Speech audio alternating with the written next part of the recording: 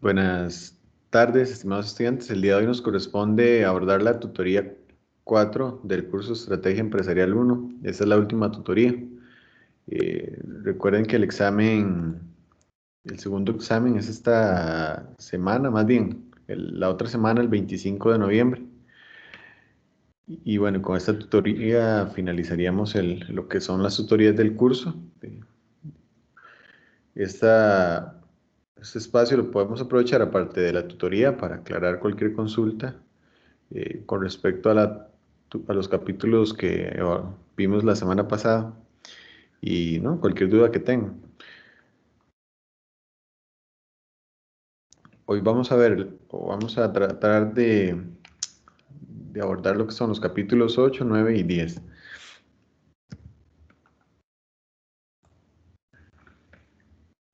El capítulo 8 nos habla sobre la implementación de estrategias y menciona varias unidades funcionales de la empresa y eso es lo que vamos a hacer. En el libro se menciona un concepto de estrategia funcional. Todos sabemos que cuando una empresa implementa una estrategia, todas sus unidades funcionales, todas sus áreas funcionales deben de trabajar en pro de esa estrategia. Llámese finanzas, mercadeo, producción, eh, finanzas, todas las áreas en sí la parte de investigación y desarrollo, tienen que estar como en el mismo esquema de trabajo para el cumplimiento de esa estrategia. Como vemos en el modelo que nos presenta el material del libro, el capítulo 8 ya entra en la parte de implementación y hoy vamos a ver también la parte de evaluación, que esos serían los dos procesos de los tres de la administración estratégica. Recuerden la formulación, la implementación y la evaluación. Ya la tutoría pasada estuvimos hablando un poco sobre implementación. Entonces, bueno, el día de hoy vamos a hablar de implementación y finalizamos con el tema de evaluación y control. En el caso del marketing como unidad funcional, nos permite como empresa pues posicionarnos de una manera importante a la hora de establecer una estrategia. ¿Y por qué? Porque si tenemos un buen plan de mercadeo, si estamos bien en la parte de mercadeo, podemos fortalecer o darles impulso a la estrategia que planteamos. Entonces, bueno, aquí menciona que el caso del mercadeo, lograr una mayor efectividad a través de anuncios más interactivos es un tema relevante y estratégico. Aprovechar al máximo las conversaciones acerca de la empresa y la industria en Facebook o Twitter, en realidad en general en redes sociales, eso ahorita lo vamos a ver. Se puede pues, aprovechar de mejor manera los canales de distribución, haciendo uso de figuras como concesión, por ejemplo, recurrir a publicidad por televisión abundante, ligera o nula. En realidad uno puede elegir cuál va a ser el medio para mercadear mi empresa y de esta forma poder cumplir con la estrategia que me planteo. Por otro lado, se puede limitar la cantidad de negocios realizados con un solo cliente, ser líder de precios o imitador de precios, que eso creo que ya lo habíamos comentado. Podemos definir ese tipo de estrategia de marketing dependiendo de lo que nos propongamos en el plan estratégico.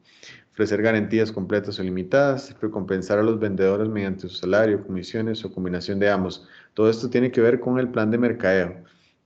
Lo que les mencionaba hace un rato acerca de los medios sociales. Actualmente, en el tema de mercadeo, pues lo que son redes sociales o este tipo de plataformas han tomado gran relevancia porque permite tener un contacto directo, ¿verdad? Con posibles clientes, potenciales clientes o inclusive atraer a nuevos clientes.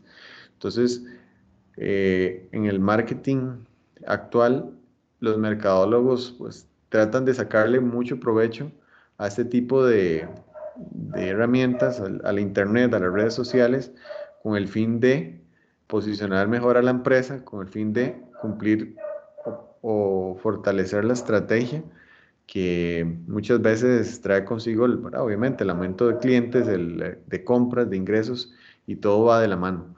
Le- Les recuerdo, ¿verdad?, que si quieren participar pueden hacerlo con toda confianza. Y nada más me indican. Bueno, aquí vienen algunas redes sociales. Creo que todos hemos interactuado de alguna forma con una o varias redes sociales de estas y sabemos que la publicidad en estas redes sociales pues es fuerte, ¿verdad? Mm, estamos expuestos a mucha publicidad y bueno, las empresas han sabido aprovechar eso. Aparte de verdad que es más económico si lo comparamos con publicidad en otros medios como televisión, radio, eh, periódicos, que ya más bien están disminuyendo de cierto modo. A no ser que sea una empresa pues que tenga bastante capital o tenga bastantes recursos en el tema de publicidad, porque una empresa reciente, una empresa que está apenas iniciando un emprendimiento, normalmente no tiene tanto capacidad financiera para este tipo de publicidad. Entonces opta por redes sociales y eso es lo que vemos día a día. En el libro se mencionan estos principios muy interesantes que van de la mano a este nuevo marketing, eh, donde en resumen, lo que nos dice es que nosotros debemos escuchar cuáles son las exigencias, cuáles son los gustos, preferencias, tendencias de los clientes. ¿Y cómo hacemos esto? Muchas veces o casi que es necesario como empresa tener una página web, una página en distintas redes sociales, llámese Facebook, Instagram, y debemos prestar atención a qué es lo que se dice ahí de nuestra empresa, ¿verdad? ¿Qué es lo que quieren los clientes? ¿Cuáles son sus quejas? ¿Cuáles son sus sugerencias? ¿Qué es lo que les gusta de nuestra empresa? Porque así estamos escuchando y estamos tomando en cuenta el parecer de nuestros clientes, cosa que antes no era tan sencillo, ¿verdad? Antes no era tan fácil esa comunicación, ese canal de comunicación tan directo. Ahora lo tenemos a la mano y pues debemos sacarle provecho. Si sabemos o entendemos qué es lo que quiere el cliente, podemos generar estrategias o podemos pues ofrecerle al cliente un producto o un servicio que se adecue a las necesidades de este.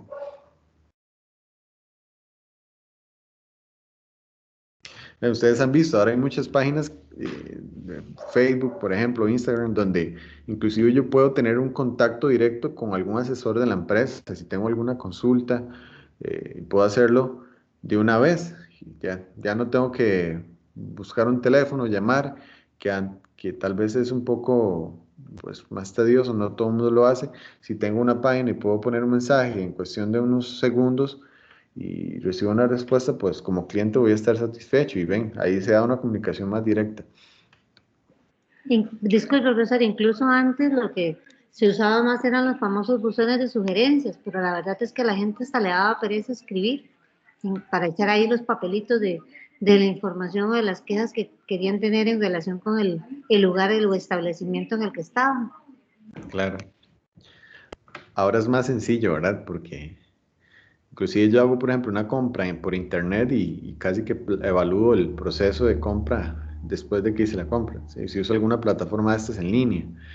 Entonces esa comunicación es más directa.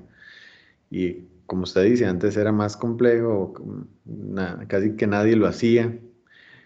No sé si en algún momento han recibido alguna llamada, también antes se usaba mucho llamadas como para evaluar el servicio, que todavía se hace, ¿verdad? Pero no es tan frecuente como antes.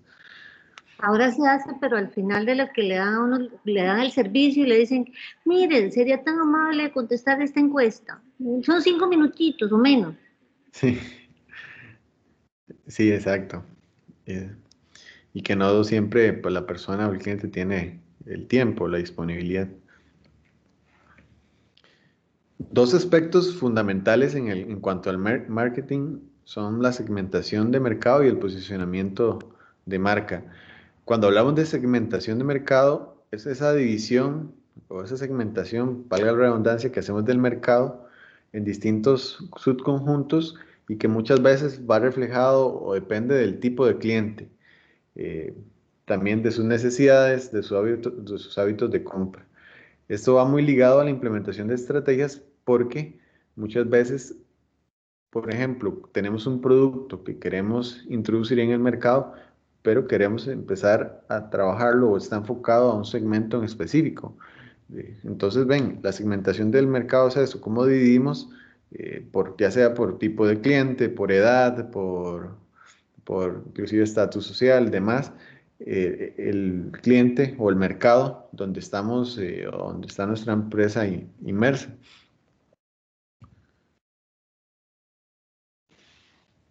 Esto ya lo hemos visto, ahora las estrategias como desarrollo de mercado, desarrollo de producto y penetración de mercado, que son estrategias más intensivas, y también las de diversificación, requieren un mayor volumen de ventas a través de nuevos mercados y productos. Entonces la empresa debe estar en esa constante búsqueda de nuevos segmentos o nuevos clientes a los cuales puedo ofrecerle un servicio o un producto en específico.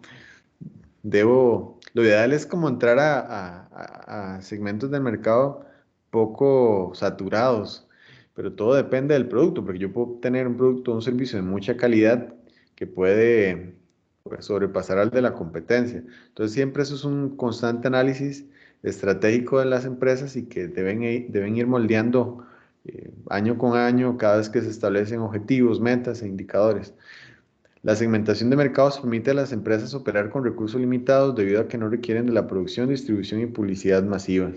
Sí, inclusive vean qué interesante, ahora en redes sociales, cuando yo hago publicidad, yo puedo enfocarlo a un segmento en específico, a un nicho del mercado en específico.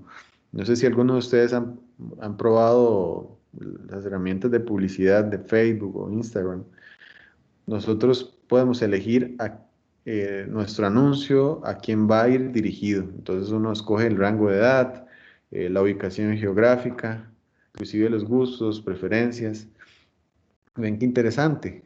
Esto nos permite pues ahorrar recursos porque vamos a generar una estrategia muy puntual, muy específica, y eso es segmentación de mercado. Hay cuatro aspectos en cuanto a la segmentación que siempre vamos a hablar o conocer en marketing, que son el producto, plaza, promoción y precio.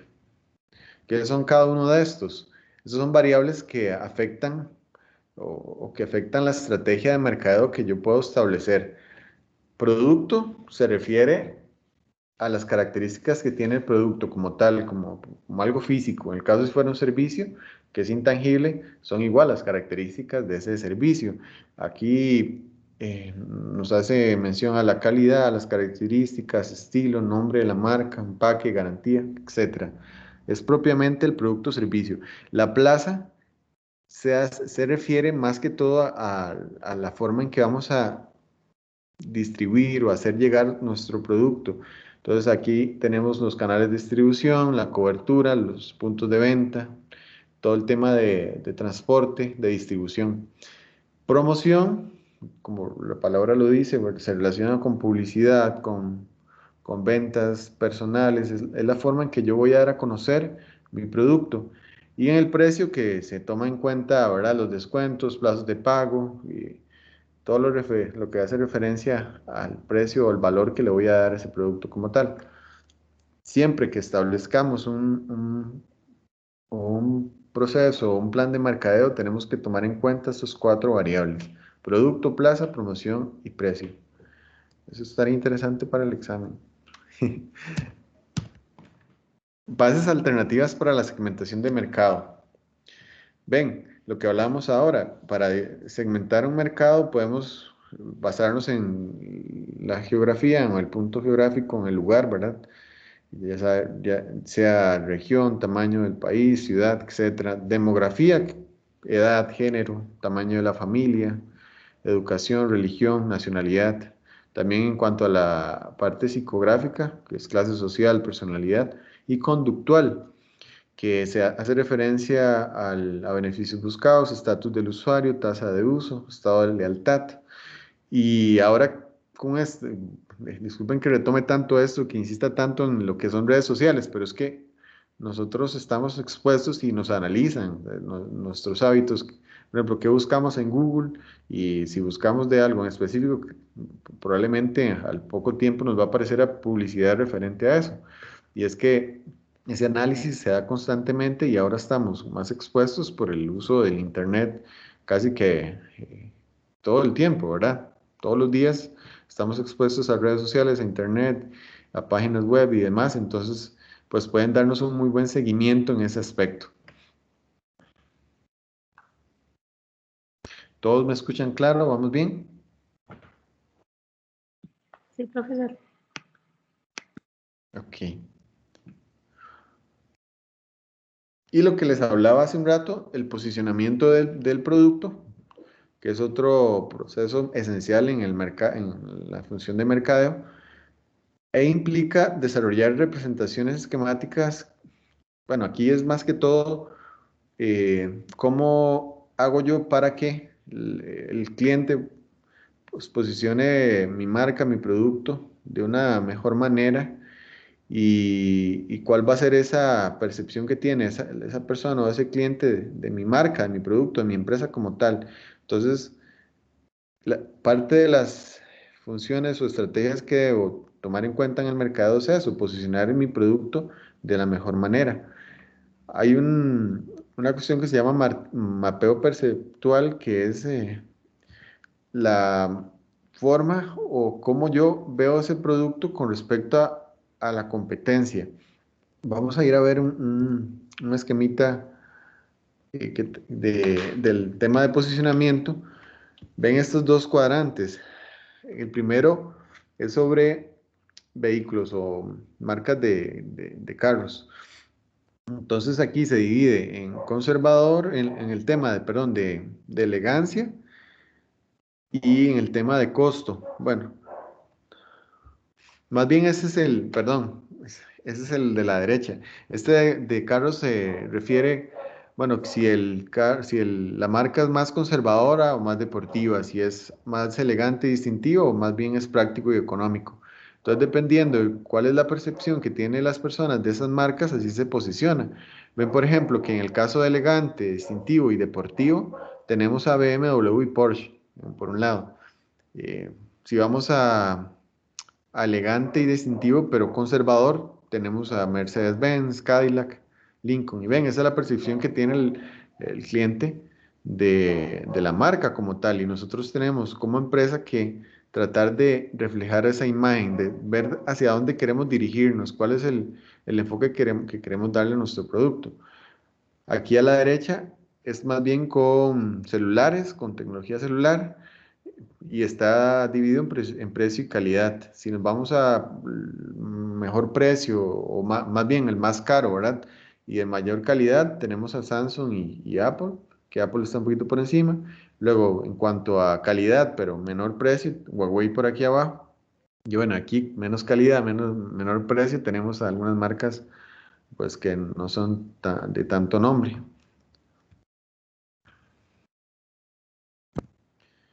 Algunas reglas para el posicionamiento de un producto como herramienta de implementación es, bueno, buscar el vacío o nicho vacante.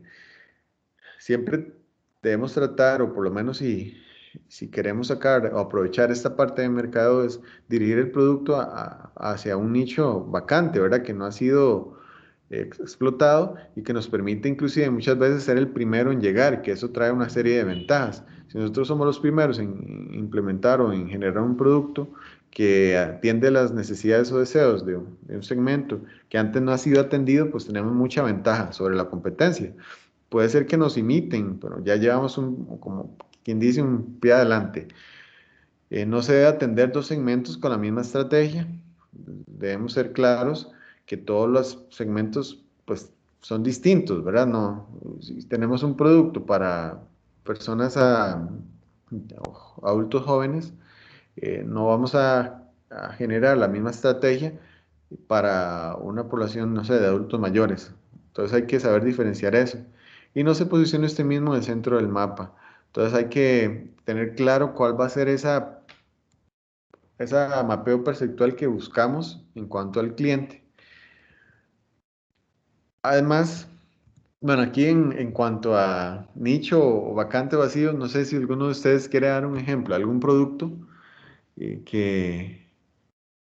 pues que haya llegado así a suplir un nicho vacante. Ahorita se me viene a la cabeza por ejemplo, vamos a ver.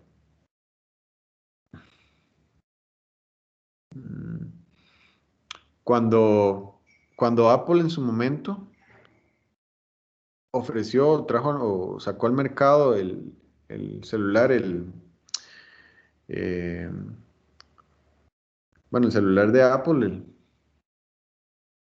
en ese momento no había nada similar. Entonces estaban entrando a un nicho vacante o vacío, que después la competencia hizo algo similar, pues sí sucedió, ¿verdad? Pero fue tiempo después. Entonces ellos llegaron y sacaron provecho de ese nicho vacante.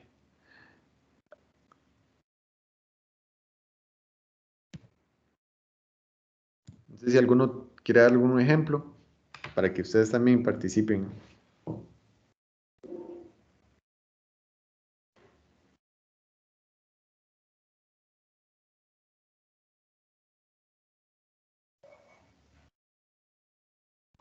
¿Qué piensan, por ejemplo, las empresas de automóviles que empezaron con la tecnología eléctrica? En su momento eso fue pues un nicho vacante y que pues le han ido sacando provecho. Y así podemos ver varios ejemplos de empresas que se han preocupado o han rellenado o han suplido la necesidad en un nicho o vacante.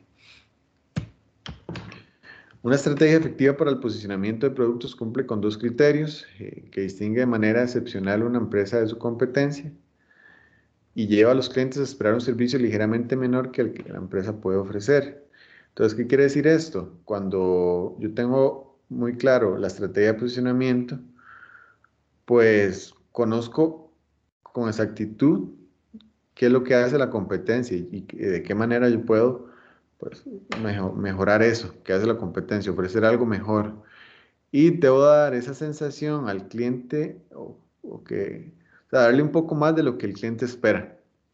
Entonces, esos serían dos puntos interesantes en cuanto al posicionamiento. Bueno, eso ya lo vimos, el mapa de posicionamiento. ¿Sí les quedó claro esos dos ejemplos? Sí, profesor. Gracias. Hoy están como muy callados. ¿Qué pasa? Yo estoy esperando a mis otros dos compañeros que siempre hablan conmigo. Sí, ¿quiénes son? Creo que Alejandro y... Bueno, olvidé el otro nombre. Bueno, no importa, usted puede participar si quiere. Y los otros también. Sí, profe. Ahora, bueno, de mercadeo pasemos a finanzas. Es otra área funcional donde mi empresa debe enfocar la estrategia. Ahora, la estrategia, como hablamos al comienzo, la estrategia funcional. La empresa debe ajustar toda el área de finanzas y contabilidad en pro de esa estrategia que planteo. Entonces, hay distintas decisiones o temas referentes a finanzas y contabilidad que toman relevancia en el plano estratégico. Por ejemplo, recaudar capital con deuda a corto plazo, deuda a largo plazo, acciones preferenciales o acciones ordinarias. ¿De qué manera pues, voy a buscar ingresos en mi organización, en mi empresa?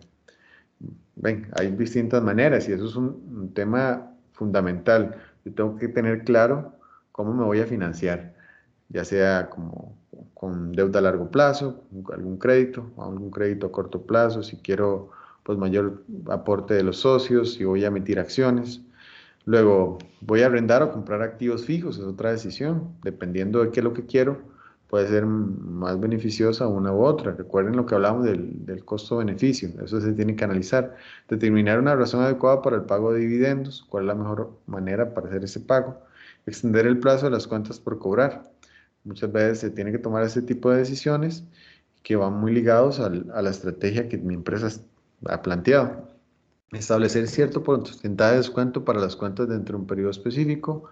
Determinar el monto de efectivo disponible. ¿Cuál va a ser ese flujo de efectivo que debo manejar?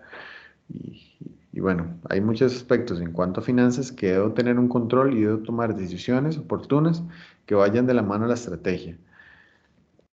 Adquirir capital para implementar estrategias. Dice que para implementar exitosamente las estrategias, muchas veces se requiere de mayor capital, ¿verdad? Capital adicional. Entonces eso tenemos que considerarlo. ¿Cómo vamos a pues, adquirir ese capital necesario para poder implementar estrategias? Más si se trata de estrategias intensivas, estrategias como desarrollo de mercado, como estrategias de este tipo que requieren sí o sí una inversión, mayor capital.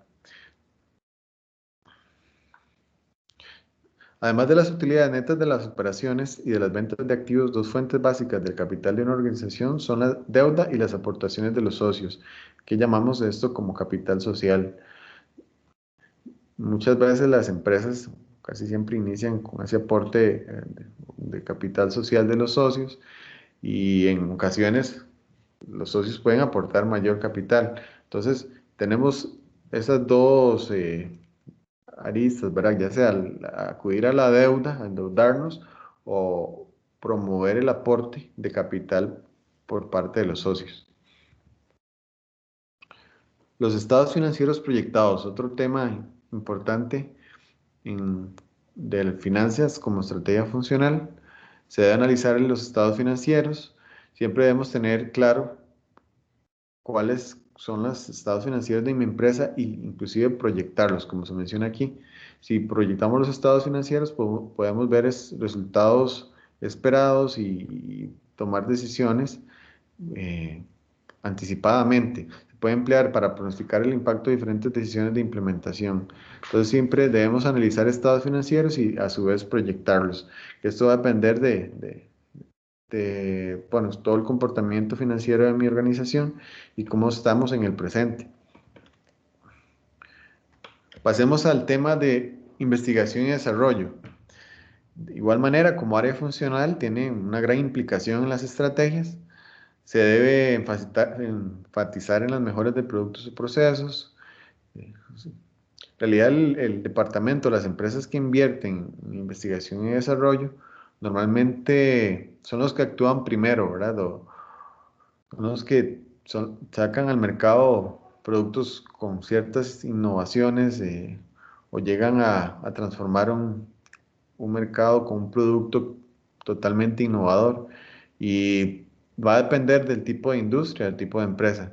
Entonces, bueno, aquí hay otras características, ser líderes o seguidores en cuanto a investigación y desarrollo, que puede ser el caso, desarrollar procesos robotizados o manuales, gastar una cantidad de dinero grande, intermedia o baja en investigación y desarrollo. Eso depende de la estrategia que quiero seguir. Hay empresas que más bien se preocupan por copiar o imitar lo bien que lo hace la competencia. Al contrario, hay empresas que, como les decía, más bien invierten muchísimo y son los primeros en sacar esas innovaciones o esos productos más modernos con esos cambios que llaman la atención y que hace que se diferencie de lo que hace la competencia.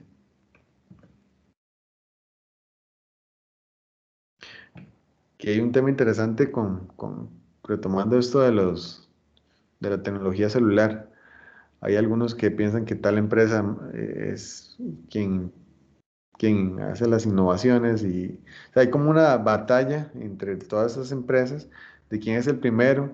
Por eso es que vemos cuando Apple saca un celular nuevo, tal vez a los días ya se anuncia otro por parte de Samsung, de Huawei, y es esa competencia. Y aquí juega mucho el departamento o el área funcional de la empresa o de las empresas de investigación y desarrollo. Eso es interesante, por ejemplo, los eventos que ellos que programaban, bueno, en este momento con lo de la pandemia, pues no, que programaban para presentar todas las innovaciones tecnológicas que había en relación con diferentes temas. Uno de esos es el tema de los celulares y todas las innovaciones, en donde presentan todo lo novedoso que están trabajando y que están implementando. Claro. Claro, sí, muy bien el aporte. Y sí, eso hacen. Y no solo también, no solo en celulares, también en vehículos, han visto esas ferias. Y siempre es como esa constante lucha de quién es el que tiene mayores mejoras o quién está pues innovando en tecnología y demás.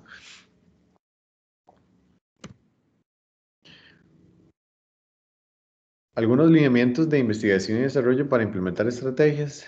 Bueno, primero consiste en ser la primera empresa en comercializar nuevos productos tecnológicos, lo que hablábamos.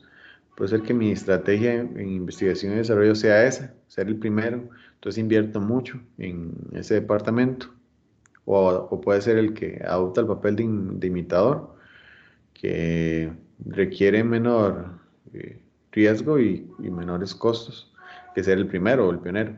Ser un productor de bajo costo mediante la producción masiva de productos similares, pero menos costosos que los lanzados recientemente. Esa es la empresa que pues no llegan a calidad de la competencia, pero genera un producto de bajo precio que tiene como un enfoque específico a un cliente en específico, que tal vez sea más sensible al precio. Vean qué interesante, porque todo esto lo podemos ir ligando con lo que ya hemos visto. ¿Se recuerdan de los enfoques que daba Michael Porter? Que una empresa puede preocuparse por el tema de precio, de costo en su producto, o más bien ser una empresa diferenciadora, ¿no? Con algún producto diferenciador que tal vez no sea el más barato, pero sí tenga una muy buena relación de, de costo y funcionabilidad, ¿verdad? Y eso podemos ir ligándolo o trayéndolo a estos temas que vemos. Sí se recuerdan, ¿verdad? Me imagino que sí. Y eso lo hemos visto en los casos también. Bueno, en los casos que vemos aquí, también hay otros cursos donde se ve el tema de estrategia en algunos casos que se aplican. Temas estratégicos de sistemas de información. Las empresas que cuentan con sistemas de información administrativo más robustos, más eficaces, tienen una ventaja competitiva. Entonces, se debe invertir en sistemas de información. El proceso de la administración estratégica se ve enormemente facilitado si las empresas cuentan con un sistema de información efectivo. Entonces, bueno, las empresas que dominan o que tienen claro o que manejan de mejor manera la información en todo aspecto, inclusive en toda la gestión empresarial, contabilidad, finanzas, inventario, tienen una ventaja sobre la competencia. Y no solo eso, ahora hay formas de analizar los datos, de analizar la información que me permiten tomar decisiones estratégicas que están fundamentadas y bien justificadas. Entonces, ¿qué voy con esto? La empresa que invierte más en este tipo de sistemas, pues va a la vanguardia y tiene mayores probabilidades de éxito y de superar a la competencia.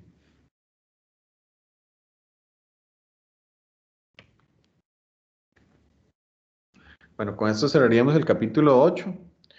Ahora vamos a entrar con el proceso de evaluación y control de estrategias, que sería el último paso del proceso de administración estratégica como tal. Recuerden, formulación, implementación y evaluación.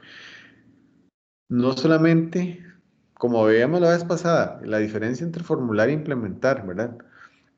No solamente es implementar o generar un plan de acción, sino que tenemos que ver si esa implementación de la estrategia va bien, si estamos cumpliendo con lo que nos planteamos, si tenemos que tomar alguna decisión o alguna medida correctiva. Entonces es importantísimo la revisión y evaluación y el control de las estrategias.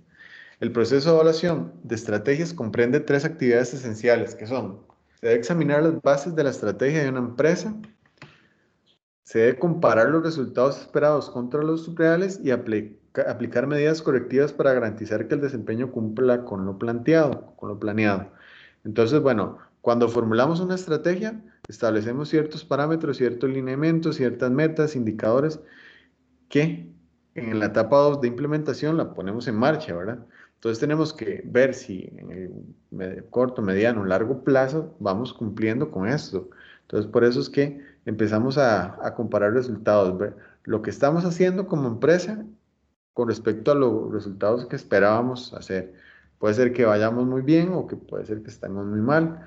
Entonces, a partir de eso se deben tomar medidas correctivas para garantizar que se cumpla la estrategia. O inclusive si no, si el panorama es muy difícil por X o Y razón, puedo ajustar mi estrategia o esos objetivos que tal vez tenía muchas, más bien altas expectativas y por la situación de mi entorno o inclusive a nivel interno de mi empresa tengo que adecuar. Hay 4 criterios que se mencionan en el libro para la evaluación de la estrategia, que son estos 4 de acá. Cuando yo implemento una estrategia, cuando más bien evalúo una estrategia, debo tener en cuenta pues cuál es la ventaja que me genera esa estrategia, si es una estrategia viable a través del tiempo, si es consistente con lo que está haciendo mi empresa, ¿verdad? Y también el que es el tema de consonancia, es cuando vemos todas las partes que involucran esa estrategia, todas las partes que pueden afectar la estrategia. Entonces, estos criterios se consideran a la evaluación de estrategias para que lo tengan en cuenta.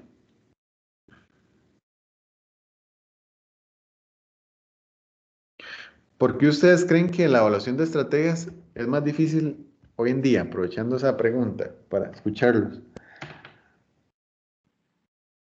Yo diría que parte del problema está asociado a algo que incluso se menciona antes en el libro, es la necesidad de que la gente no sienta que eso es una forma de control individual, sino que más bien tiene que ser asociado siempre al interés o a la cultura organizacional, que tiene que ver con que la gente más bien esté interesada en mejorar. Normalmente el problema es que muchas veces la gente lo que cree que nada más es una forma de controlar al individuo en forma individual, que ciertamente tiene sus bemoles, pero que es parte de cómo también hay que vender la necesidad de control para efectos no de simplemente qué es lo que usted está haciendo su trabajo como individualmente, sino como en globalidad como parte de una organización. Claro, claro que sí. Y es que el control debe ser parte fundamental, ¿verdad? En el ámbito empresarial se tiene que controlar, evaluar. Si no, no, ¿cómo sabemos si vamos bien? Y los colaboradores pues deben estar acostumbrados a eso. Pero también, si vamos ya más al tema de gestión de talento humano, la mayoría de empresas evalúan a sus colaboradores y el colaborador debe ver esto no como una amenaza, sino como una oportunidad de crecer. Y la empresa en general, los departamentos y las distintas áreas deben de ver el proceso de evaluación y control como una oportunidad de mejora para hacer las cosas pues, de mejor manera, perdón. Adelante, la compañera o compañero que levantó la mano, y Méndez. Profe, ¿me escucha? Sí, perfecto. Bueno, yo pienso que también es importante que a la hora de evaluar las estrategias, la competencia, digamos, porque también, digamos, el equipo encargado de esto tiene que tomar mucho en cuenta lo que usted hablaba ahora sobre que constantemente se están renovando las empresas en los artículos o los productos que venden. Y yo pienso que también de ahí va, digamos, la importancia de tener un buen equipo de evaluación, porque para saber, digamos, a qué se están enfrentando. Claro, claro. Y sí, muy bien. Y es que este proceso de evaluación debe estar como muy. Cuando una empresa controla y evalúa y en su cultura está eso inmerso, pues es más sencillo. Pero hay tal vez empresas que quieren tomar medidas muy rigurosas en cuanto a evaluación y control y los colaboradores no están acostumbrados. Entonces hay que hacerlo de una manera paulatina, también hasta podríamos decir estratégicamente, ¿no? Se tiene que tomar en cuenta que no todos lo pueden tomar de la mejor manera. O sea, siempre va a existir un proceso de evaluación y control, que eso es esencial dentro de la administración estratégica y eso lo tenemos claro, pero lamentablemente no todas las empresas lo hacen. Entonces, eh, en algún momento deben iniciarlo y deben de hacerlo, tratar de hacerlo se debe Profesor, sensibilizar. Ajá. perdón. No, No, igualmente, en relación ya ahora, ya no desde la perspectiva interna de lo que es la organización, sino en cuanto a la evaluación de estrategias, un ejemplo claro lo tenemos con el asunto de la pandemia y es la imposibilidad que se tiene de poder considerar o contemplar todas las variables. Entonces, vivimos en un mundo muy acelerado. Entonces, al final, aun y cuando se traten de contemplar muchísimas situaciones a la hora de establecer las estrategias, pues siempre es muy posible que salgan cosas que no se tuvieron contempladas y entonces eso hace muy difícil también la evaluación. claro, y es que la realidad ha cambiado, ¿verdad? Muchas, creo que eso lo mencionamos en alguna clase, muchas empresas tuvieron que implementar el teletrabajo y el tema de control es más complejo, ¿verdad? Es más difícil y sí, muchas empresas han tenido que enfocarlo más a objetivos, a la consecución de objetivos, ya no, ya el tema de un horario no es como tan relevante y eso ha sugerido toda una adaptación tanto de la empresa como del colaborador. ¿Algún otro? Veo una mano levantada, no, pero creo que ya participó. Ok, bueno, continuemos. Entonces, vamos a ver. ¿Por qué la evaluación de estrategias es más difícil hoy? Bueno, un incremento sustancial en la complejidad del entorno. Veanlo, para muestra un botón, ¿verdad? La pandemia es un claro ejemplo. Ya es difícil, o hay una creciente dificultad para hacer pronósticos precisos, el entorno muy cambiante, más que nunca la globalización, ¿verdad? Lo tenemos aquí, tan presente. Hay muchas variables, hay la rápida tasa de obsolescencia, incluso los mejores planes. Una estrategia que planteo hoy puede ser que en términos de 3 meses ya no sea la más adecuada, esté obsoleta. ¿Por qué? Porque tal vez tengo una estrategia y estoy enfocándome en un producto nuevo y la competencia hizo algo mejor, algo que revolucionó el mercado. Entonces tengo que empezar a correr y ver qué hago y tengo que ajustar esa estrategia. Ahorita vamos a mencionar lo del plan B, ¿verdad? Siempre debemos tener un plan de contingencia, un plan B, porque aunque la estrategia se piensa, a la hora de formular una estrategia, un plan estratégico, se debe pensar mucho, se debe analizar mucho. Muchas veces en el transcurso del tiempo las cosas cambian, entonces tengo que ver cómo adecuarme, cómo hacer los cambios para hacerle frente y para que la estrategia de mi empresa no fracase. El incremento en el número de acontecimientos nacionales y mundiales que afectan a las organizaciones, el entorno, ¿verdad? El entorno externo siempre está en ese constante cambio y va a afectar siempre a la organización. El decreciente lapso para el cual se puede llevar a cabo la planeación con cierto grado de certeza. En cuanto al proceso de evaluar estrategias, este dice que debe incitar a los gerentes a cuestionar las expectativas y suposiciones.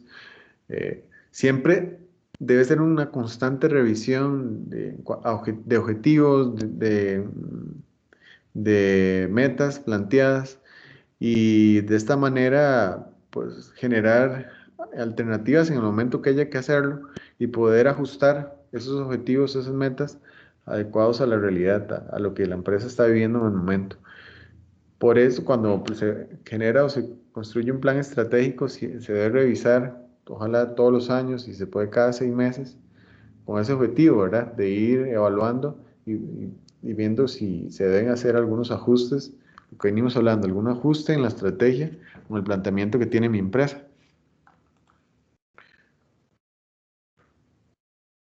El proceso de evaluación es de manera continua.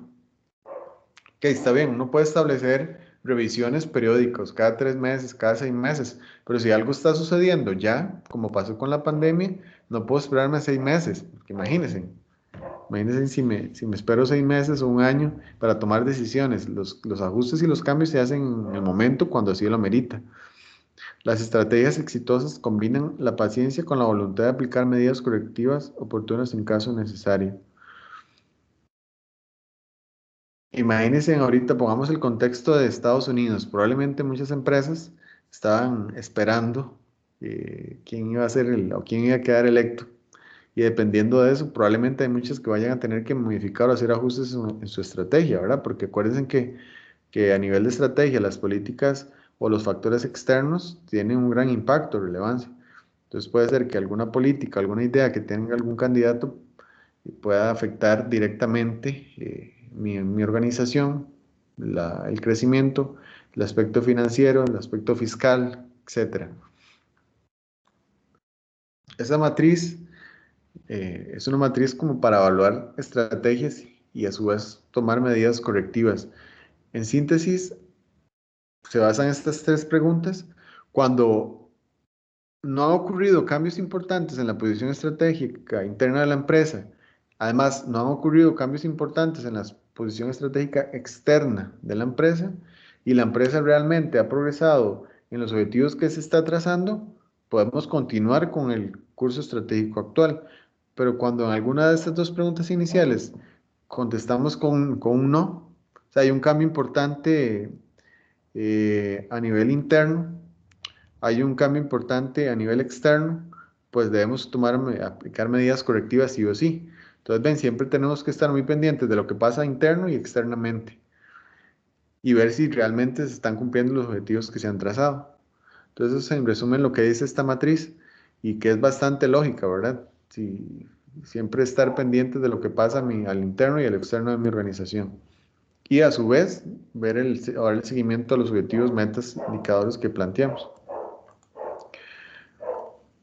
En cuanto a la evaluación y control, la medición del desempeño organizacional juega un papel importante.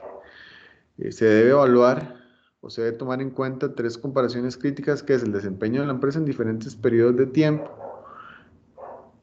con respecto a los competidores y con respecto a la industria. Entonces, ven, debo conocer cuál es mi comportamiento o mi desempeño,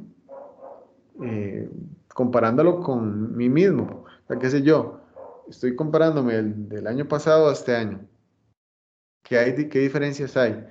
También con respecto a lo que hacen los competidores y además si estoy dentro del promedio de la industria. Entonces esas comparaciones son críticas conmigo mismo, con los competidores o competidor directo y con la industria donde estoy inmerso. El Balance Scorecard o cuadro integral de mando es una herramienta que se utiliza mucho a nivel de estratégico y que el tema de evaluación y control es esencial, toma una importancia muy relevante y vamos a verlo. Creo que en el libro se menciona muy por encima, pero es muy importante. El Balance Scorecard se utiliza mucho, las empresas lo utilizan mucho.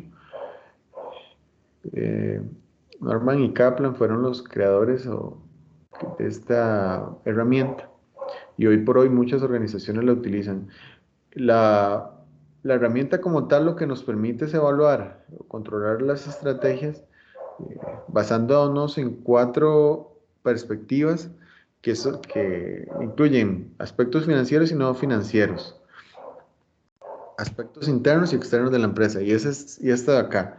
Se va a evaluar la empresa o los objetivos que se plantean a nivel estratégico desde estas 4 perspectivas, que son la financiera, la de procesos internos de negocio, que serían con procesos internos de la compañía, aprendizaje y crecimiento, que está más relacionado con las personas, con lo que hacen las personas, los colaboradores, el recurso humano o talento humano, y el enfoque que le doy al cliente. Entonces yo voy a plantear objetivos en esas 4 perspectivas. Puedo plantear objetivos que tengan que ver con la parte financiera, el tema de ingresos, de rentabilidad, de inversión, con procesos internos, ¿verdad? Cómo mejorar los procesos de mi compañía, cómo puedo hacer que los procesos dentro de mi compañía pues cumplan con las expectativas que tiene la organización. Y en cuanto a aprendizaje y crecimiento, ¿de qué manera puedo capacitar, puedo formar a los colaboradores para que cumplan con el objetivo que tiene mi empresa? Porque todo va de la mano, ¿verdad? Si tengo que mejorar procesos a nivel interno, pero no tengo el personal capacitado, tengo que hacerlo. Entonces, ven, ahí es donde entra en juego el aprendizaje y crecimiento. Y en clientes es lo que le voy a ofrecer a mi cliente, que es una parte fundamental en el plano estratégico. Y todo esto va a surgir a raíz de la visión y estrategia que tiene mi organización, misión, visión, cuál es el objetivo que tiene mi empresa a la hora de formular una estrategia. El Balance Scorecard me va a responder a ciertas preguntas que son estas de acá. ¿Hasta qué punto la empresa está mejorando y creando valor en aspectos como innovación, liderazgo tecnológico, calidad de sus productos, eficiencia del proceso operacional, hasta qué punto la empresa está conservando e incluso mejorando sus competencias centrales y ventajas competitivas, qué tan satisfechos están los clientes de la empresa. Todo eso nos vamos a dar cuenta con una correcta aplicación de un Balance Scorecard. ¿Alguno de ustedes ha escuchado hablar del Balance o inclusive alguno ha manejado o ha trabajado con uno en sus organizaciones? Yo sí, profe, mi trabajo lo usamos para medir digamos, a los jefes, a los que tienen personal a cargo. Ah, y Adriana, ¿verdad? La que me habla. Sí, sí. Ah, bueno, sí, y cuéntenos un poco cómo lo manejan. Bueno, lo hacen por mes, ¿verdad? Entonces, en el balance le explican a uno, eh, digamos, cuáles son los objetivos, temas de ventas, temas de productividad, cosas así, y le dan como una ponderación, como que ponderan cada métrica, y dependiendo de lo que uno alcance, bueno, el equipo alcance, entonces es como la nota que le dan a uno. Claro. Y eso que eso está muy interesante, muy importante, las métricas y las medidas. Cuando establecemos o creamos un balance scorecard, tenemos que establecer objetivos, pero no solo eso, sino ver de qué manera puedo medir ese objetivo. Entonces, para eso utilizamos indicadores y de esta manera evaluamos cuál es el comportamiento de ese objetivo. Les doy un ejemplo. Si queremos aumentar las ventas, ¿verdad? Creo que casi que la mayoría de empresas comerciales lo tienen como un objetivo primordial. Entonces podemos evaluar el crecimiento de ventas en un semestre o un año, o inclusive mes a mes, y ver cuál es ese comportamiento. Y el indicador va a ser eh, lo que espera la empresa, eh, o el mejor escenario. Pues podemos dividirlo en tres escenarios: el mejor, el intermedio y el peor. Y dependiendo de cuál fue el comportamiento en el mes, en el trimestre o semestre, dependiendo del plazo que establezcamos, vamos a darnos cuenta si estamos cumpliendo con ese objetivo. Por eso es que se llama o se menciona el tema de indicadores, como decía la compañera Adriana, porque de esta manera nos damos cuenta. Muchas veces se utiliza como un semáforo donde decimos, ok, este objetivo vamos bien, estamos en verde, sigamos como lo estamos haciendo, o no, ¿qué problema? Estamos en rojo, hay que tomar alguna medida, alguna acción, alguna corrección. Entonces, ven, esa es la mecánica del Balance Scorecard. Hay otros aspectos también de fondo, por ahí está el mapa estratégico y, y bueno, lo que les decía al comienzo, que para crear o construir esto siempre se debe tomar en cuenta la misión y visión, porque de ahí puede surgir, dependiendo de lo que yo quiera que haga la empresa o lo que somos ahorita, así va a ser la estrategia que vamos a plantear y también a la visión, ¿verdad? La visión, lo que queremos llegar a hacer. Entonces, el balance o las estrategias, objetivos que se plantean deben ir ligados a eso.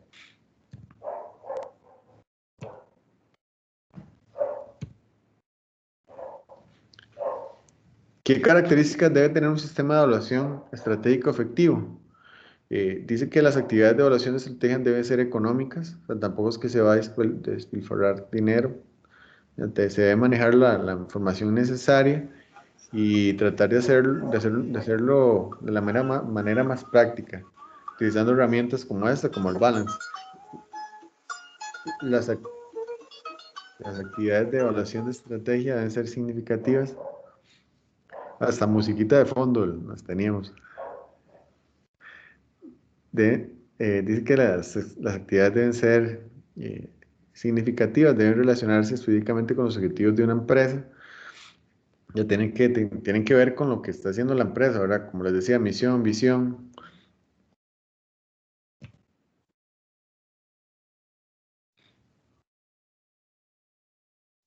Okay. Planeación de contingencias. Muchas veces tenemos planteado un camino, una estrategia, y de la noche a la mañana tenemos que cambiarla. Entonces aquí entran los planes de contingencia, que ahora se los mencioné. Es el famoso plan B.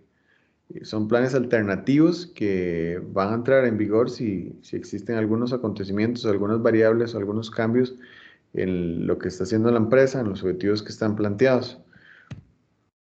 Es importante que la empresa maneje un plan B y esto, dependiendo de estos, puede traer, ¿verdad?, consigo el éxito, crecimiento o inclusive el fracaso de mi organización.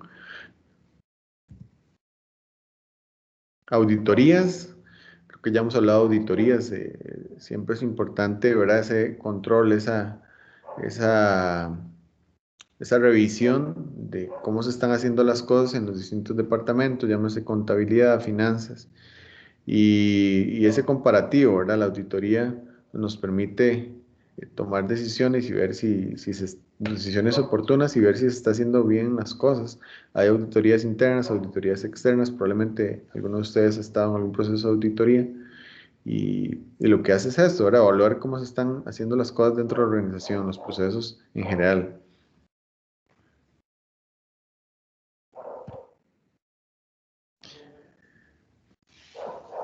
Los retos del siglo XXI en la administración estratégica. Como ustedes ven, los temas de hoy son como más generales, ¿verdad? De igual forma, traté como de resumir lo más que pude, porque son 3 capítulos.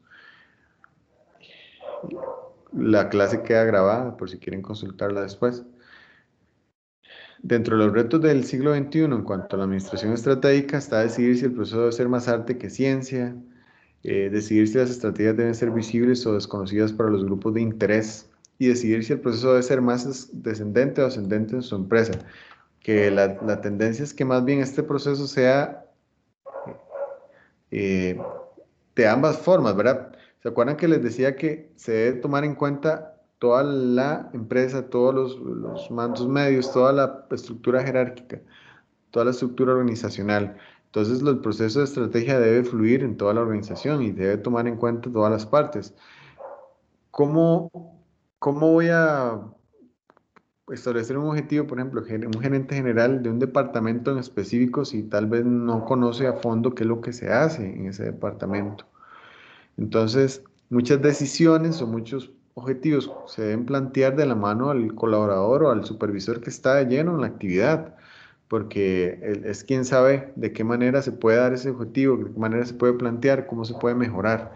Ven, debe haber una comunicación en toda la organización.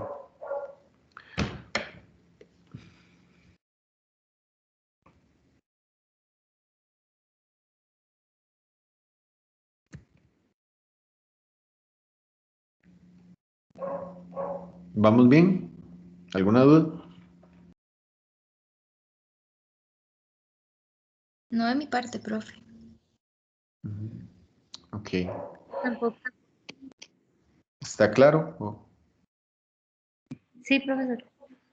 Ok, Sí, profe. perfecto.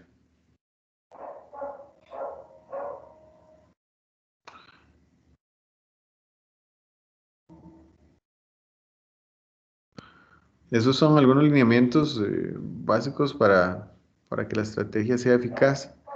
En general, el proceso debe ser simple, entendible. Bueno, aquí por ahí habla de tecnicismos vagos, no se deben utilizar.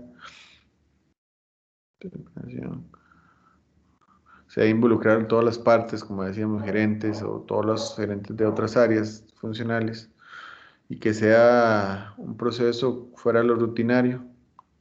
Se tiene que involucrar a todos los equipos, se deben realizar reuniones. Si estamos hablando, por ejemplo, de un balance donde se establecen objetivos, pues periódicamente revisarlos. De esta manera se puede hacer, o la administración puede ser más eficaz. Con eso cerraríamos el tema de evaluación y control y entraríamos en el tema o el último capítulo que habla sobre ética de negocios, responsabilidad social y sostenibilidad ambiental. Que si vemos aquí el modelo, la ética de negocios debe involucrar o debe relacionarse con todos los procesos de administración estratégica. Creo que todos lo tenemos claro, ¿verdad? La ética de negocios básicamente son principios de conducta dentro de la organización que guían su toma de decisiones y su comportamiento. Entonces hay varios aspectos dentro de este proceso de ética de negocios o de esta Este tema de ética de negocios, que es la responsabilidad ambiental, la sostenibilidad ambiental. Las empresas deben ser responsables social y ambientalmente y se deben tomar acciones que realmente vayan en esa línea. Las medidas que la empresa implementa en el ámbito de sus obligaciones legales tienen la finalidad de proteger o mejorar el bienestar de los seres vivos y también a nivel ambiental. Ustedes han escuchado que el tema ahora de responsabilidad social tiene una amplia implicación, inclusive podría decir que en el éxito de una empresa.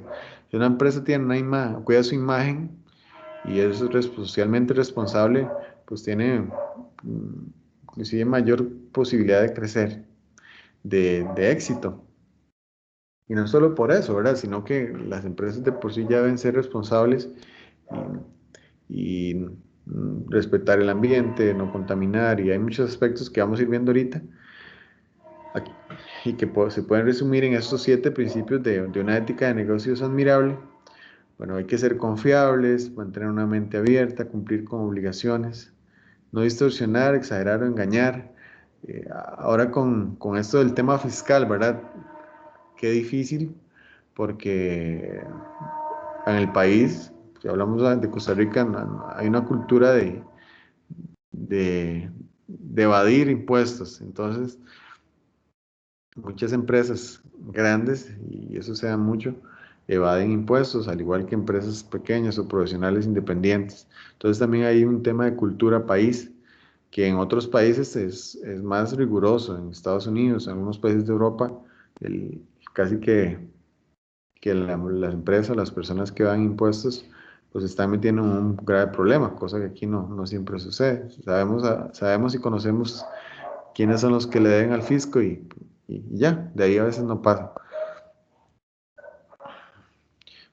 Por eso es que muchas veces yo me pongo a pensar que estas políticas del gobierno o estos cambios más bien benefician a estas empresas en muchos casos, dependiendo, ¿verdad? Si vemos que una empresa es rentable y que tiene 10 años, pero que y normalmente no tributa lo que es extraño, ¿verdad? Y son empresas que generan millones. Entonces hay todo un debate y hay un conflicto de intereses. Pero bueno, ahí me estoy desviando un poco del tema. Utilizar prácticas contables para identificar y eliminar las actividades cuestionables. Hay muchas empresas que tienen doble contabilidad, que una es la realidad contable que manejan los dueños y otra la que maneja el fisco, el gobierno. No haga otro lo que no desee para sí mismo. No sé si alguno de ustedes quiere dar un aporte en este sentido. ¿Hay algún contador por aquí?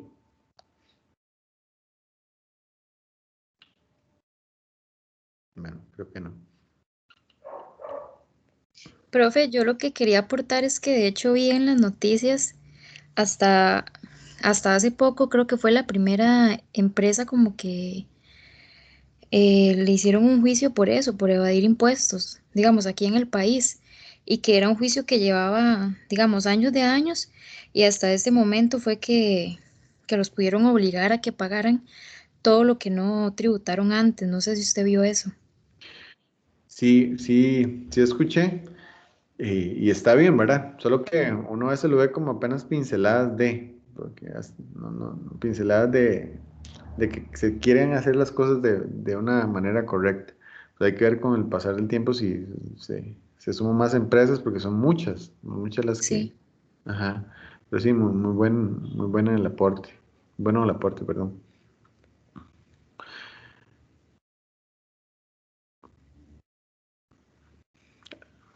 Para establecer una cultura de ética, las empresas deben manejar un código de ética como tal, donde se establezcan políticas, el tema conductual de cómo se deben de dar las cosas dentro de la organización y se debe dar a conocer a los colaboradores para que se sensibilicen y conozcan cuál es la realidad de la empresa y cuáles son las cosas que puedo hacer o no y de qué manera.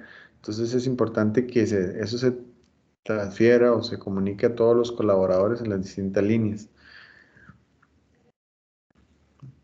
Por ahí se menciona el tema de denuncias, se refiere a los empleados que reportan cualquier violación en la ética que descubran o vean en la empresa. todos los programas de capacitación o de ética deben ser transmitidos por el gerente, por el CEO o dueños de la empresa y debe predicar con el ejemplo, ¿verdad? Si la empresa quiere seguir una línea o se está promocionando, por así decirlo, como una empresa con una adecuada cultura, con principios éticos robustos, entonces debe reflejarse de ese modo y las prácticas que hagan pues deben ir bajo esa línea. En cuanto a la cultura ética, bueno, en el libro se mencionaba lo que es soborno, que eso se debe evitar, evidentemente. Lo que son relaciones amorosas en el lugar de trabajo, relaciones amorosas, se debe tener mucho cuidado y también depende de las políticas de las empresas, qué tan permitidos son o no, ¿verdad? Y de qué manera. Políticas y responsabilidad social, eso ya lo mencionamos. Luego, sostenibilidad ambiental.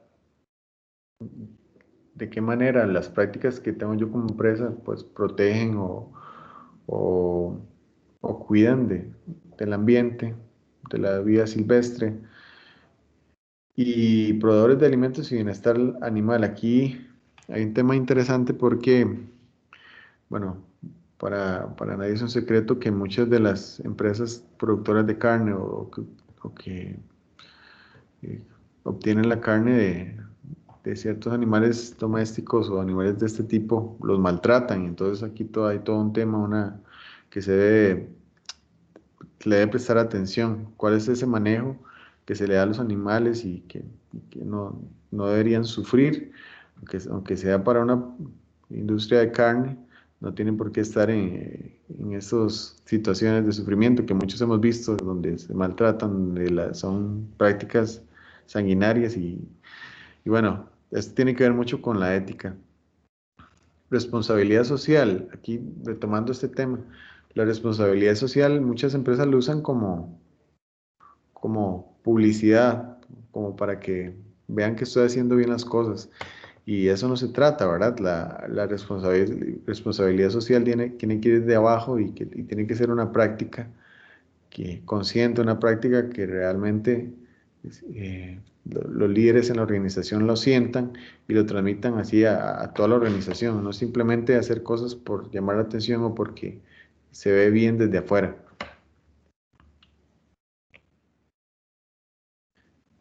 Para ir cerrando, eh, muchas empresas se certifican y hay una norma en específico que tiene que ver con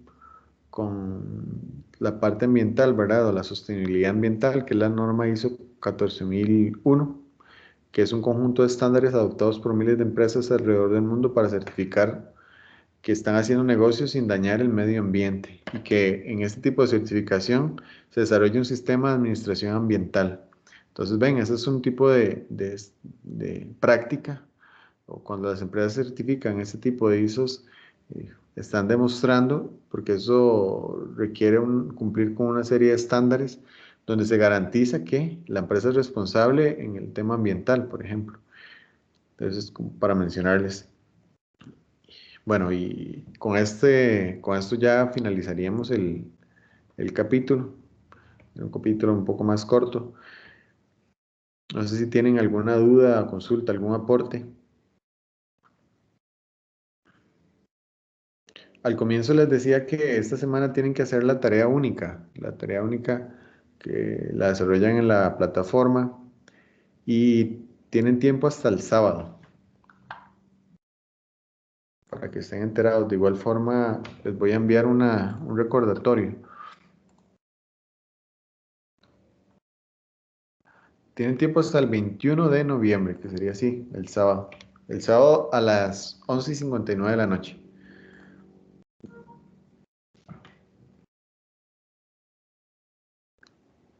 ¿Alguno tiene alguna consulta del capítulo, de los capítulos que vimos hoy, de la tutoría anterior?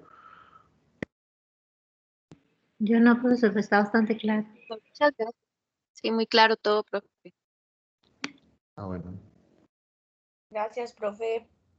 con mucho gusto. Entonces, bueno, ya con eso cerraríamos. Cualquier consulta me pueden escribir en la plataforma y lo vemos, cualquier tema. Espero que les vaya muy bien en el examen y en la tarea. Y bueno, estoy para servirles. Gracias, profesor, muy amable. Que pase buenas noches. Buenas noches, Gracias, profe. profesor. Buenas noches. Gracias, buenas noches. Buenas noches. Bueno, Buenas un gusto. noches y que les vaya bien a todos.